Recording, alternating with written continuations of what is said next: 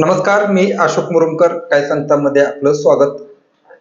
पाटील गटाकडून आज पंचायत समिती आणि जिल्हा परिषदेच्या इच्छुक उमेदवारांच्या मुलाखती घेण्यात आलेल्या आहेत. आजच्या पहिल्या सत्रामध्ये तब्बल 5 तास ह्या मुलाखती चालल्या. यामध्ये 111 जणांनी मुलाखती दिलेल्या आहेत. याशिवाय काही व्यक्तींना मुलाखती द्यायच्या राहिलेल्या आहेत, त्यांच्या देखील मुलाखती घेतल्या जाणार असल्याची माहिती पाटील गटाकडून देण्यात आलेली आहे. पाटील गटाच्या कोर कमिटीकडून ह्या मुलाखती घेण्यात आलेल्या आहेत. यामध्ये नेमक्या कोणाकोणाची नावं आहेत ही गटनिहाय आपण पाहणार आहोत. 111 पैकी काही मोजक्या व्यक्तींची नावं यामध्ये सांगण्याचा प्रयत्न केला जाणार आहे. याशिवाय आणखी इच्छुक आहेत, त्यांची देखील नावं आल्यानंतर दिली जाणार आहेत.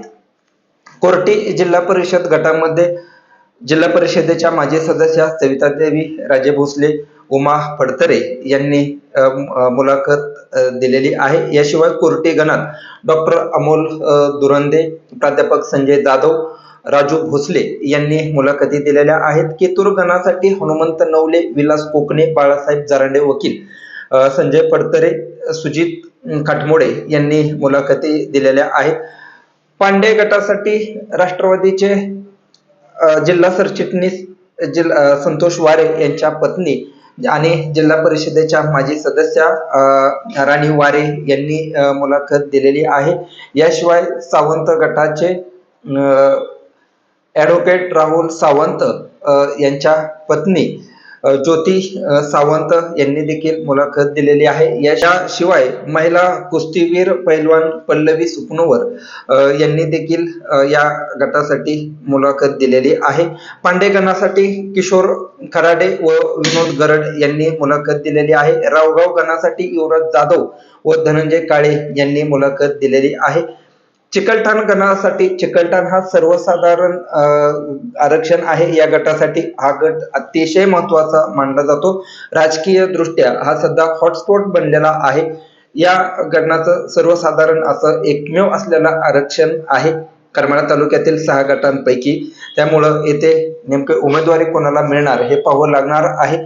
मात्र आज ज्या मुलाखती झालेल्या आहेत यामध्ये प्राध्यापक डॉक्टर संजय चौधरी, नारायण शेठ अमरुळे, विकास गलांडे, अजिंक्य सरडे, भाऊसाहेब जोळ यांनी मुलाखती दिलेल्या आहेत.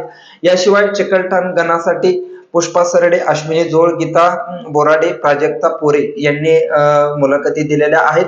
याच गटातील उमरट जो गण आहे तिथे सुनीता मारखड, जिजाबाई हजारे यांनी मुलाखती दिलेल्या आहेत.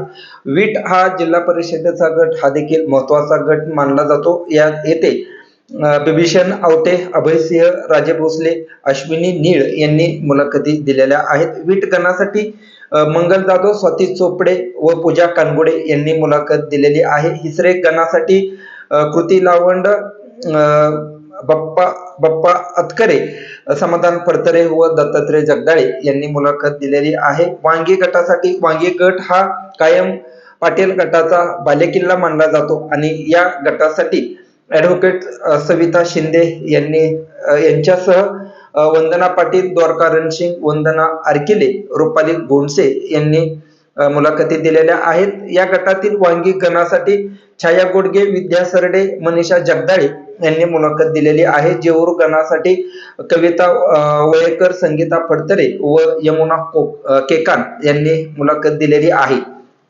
याशिवाय केम गट जो आहे तिथे कल्याणी तळेकर यांनी मुलाखत दिलेली आहे.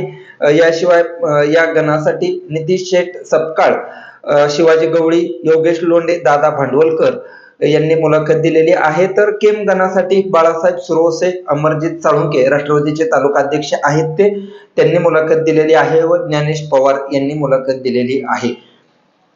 या इच्छुकांच्या मुलाखती घेण्यासाठी आमदार नारायणआबा पाटील यांच्या संपर्क कार्यालयात जेऊर इथे ह्या मुलाखती घेण्यात आल्या आणि या गटावरती प्रेम करणाऱ्या कार्यकर्त्यांनी या मुलाखतीसाठी गर्दी केलेली होती.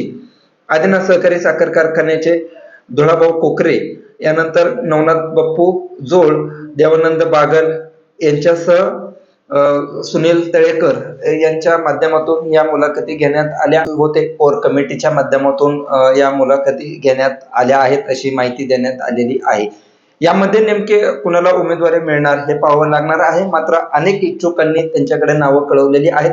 तब्बल 5 तास चाललेल्या या मुलाखतीमध्ये आणखी मुलाखती होण्याची शक्यता वर्तवण्यात आलेली आहे. त्यातून नेमके उमेदवाऱ्या कुणाला मिळणार, मोहिते पाटील यांच्या माध्यमातून नेमक्या कुणाला जागा जाणार, याशिवाय माजी आमदार जयवंतरावजी जगताप यांच्या माध्यमातून नेमक्या कुणाला जागा जाणार हे पाहावं लागणार आहे. मात्र आज झालेल्या मुलाखतीमध्ये पाटील गटाकडे मोठ्या ओढा असल्याचं या माध्यमातून दिसलेलं आहे. धन्यवाद.